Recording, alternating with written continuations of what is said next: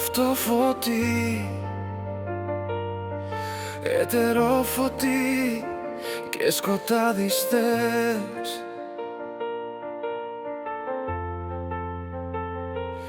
Σκέψη που τη φοβάσαι να τη μελετήσεις βαθιά και να τη λες.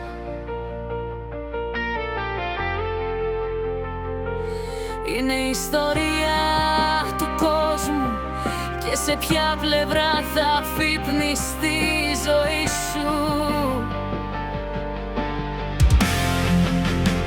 Ο μεγαλύτερος μου εφιάλτης είναι να μην υπάρχει το φως του ήλιου.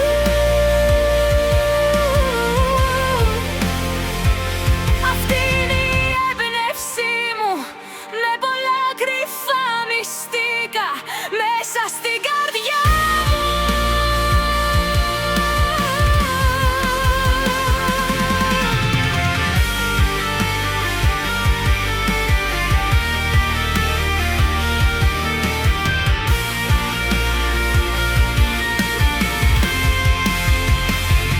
Αυτό φωτί,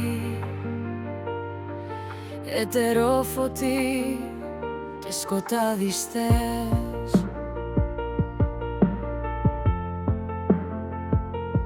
Σκέψη που τη φοβάσαι να τη μελετήσεις βαθιά και να τη λες.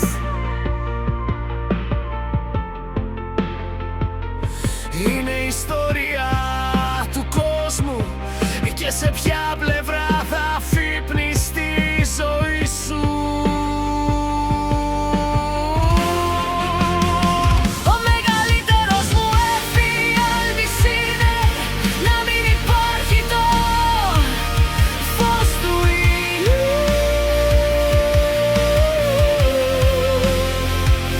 Αυτή είναι η έμπνευσή μου Με